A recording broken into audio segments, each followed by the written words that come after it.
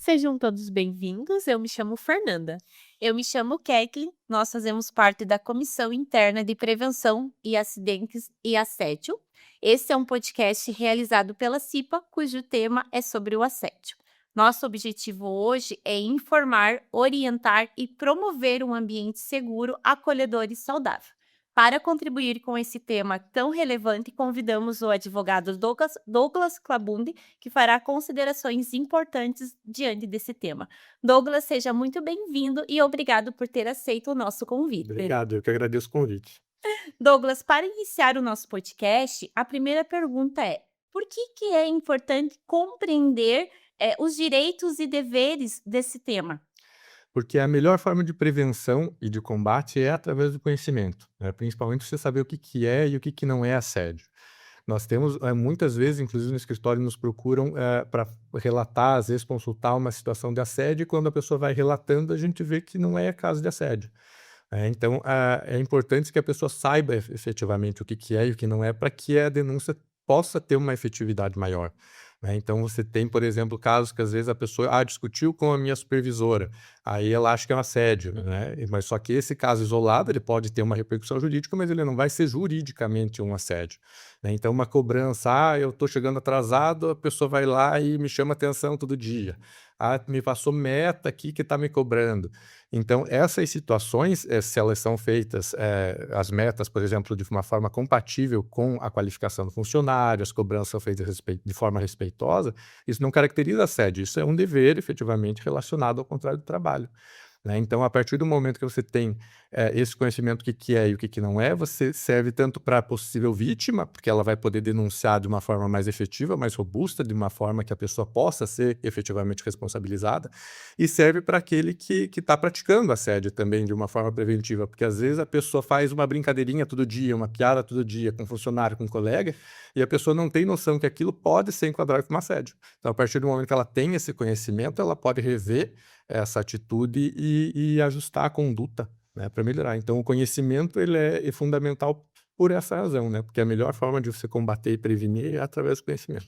Isso é muito importante você diferenciar, né, a pessoa ou o colaborador entender aquilo que é meu dever e eu preciso cumprir e o meu liderado estar me cobrando, né, e daquilo que se torna um exagero, né. Então isso é muito importante deixar claro essas as diferenciações, né. E quais os critérios que devem ser analisados antes de classificar uma situação como assédio? Então tem vários tipos ali de assédio, cada tipo vai ter alguma particularidade, né, mas de modo geral, você vai ter que analisar a frequência com que isso é cometido, né, porque tem situações que, como eu comentei, às vezes um caso isolado não caracteriza assédio, né. A questão da intenção, né, se você está fazendo com uma intenção de você humilhar, de você trazer um constrangimento para esse funcionário, para essa pessoa, a questão do contexto do ambiente de trabalho também, se você está usando isso como um abuso de autoridade, como uma forma de influenciar. Então, todo esse contexto ele precisa ser analisado, né? Quando o pessoal vai lá nos procurar, a gente tem que analisar tudo isso para ver se efetivamente caracteriza um assédio ou se pode ser alguma outra situação jurídica que não seja o assédio, né? Dentro do assédio, a gente sabe também que existem vários tipos de assédio, né, Douglas? Você poderia descrever alguns deles para nós? Isso. O assédio, ele, de modo geral, é qualquer conduta que acabe gerando um constrangimento para a pessoa, né? Então, você tem os principais tipos, efetivamente, é o assédio moral e o assédio sexual, que é o que mais se fala, né? O assédio sexual é aquela conduta inapropriada, assim, com teor sexual, efetivamente. É crime, inclusive, né? No crime, ele tem uma questão até um pouco mais restrita, um conceito, mas no âmbito trabalhista é até um pouco mais amplo, porque desde você, por exemplo, começar a ir ali fazer toques indesejados que a pessoa não gosta, piadinhas, comentários de natureza sexual, você mandar mensagem ali convidando para sair, daí a pessoa rejeitou, você continua insistindo, tudo isso já pode ser caracterizado como assédio sexual, né, e o assédio sexual inclusive basta uma única conduta, não necessariamente precisa ser reiterado, né. E o assédio moral, ele já é um pouquinho mais complexo, porque ele exige justamente aquela análise do contexto, né. Então, como eu disse, às vezes um caso isolado, ele não vai ser característico de assédio moral, porque ele exige que você pratique uma conduta, uma cobrança extremamente, agressiva, assim, excessiva, de uma forma reiterada, né, contra determinada pessoa, visando justamente essa questão de desestimular, de você constranger, às vezes você isolar uma pessoa no local, sabe. Então ela tem essa característica reiterada e que você, pode ser praticado inclusive por o funcionário entre os colegas, né, o superior hierárquico cobrar com esse objetivo, às vezes, de forçar um pedido de demissão, alguma coisa assim, né. Seriam os principais tipos, né, aí dentro disso você pode gerar um assédio psicológico, um assédio virtual, dependendo a modalidade que você mandou, né, um assédio institucional também, que acontece quando a empresa acaba sendo omissa ou estimula.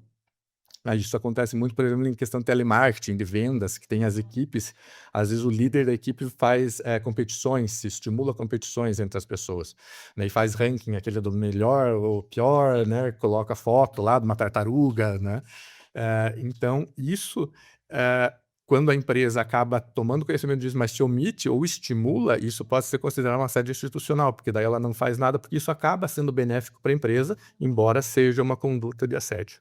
Você fala ali no início da questão do assédio entre mensagens, né, o assédio virtual.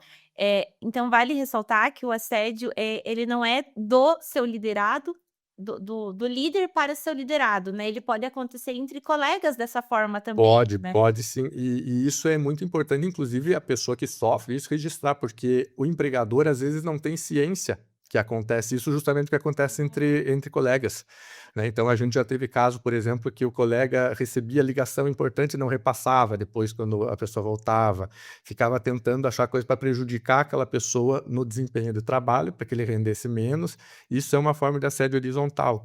E a empresa, às vezes, pode acabar sendo responsabilizada justamente porque não sabia, não tem como tomar a atitude disso, né, da questão do ambiente. Então esse pode acontecer também entre colegas, não é só entre o superior hierárquico e o funcionário.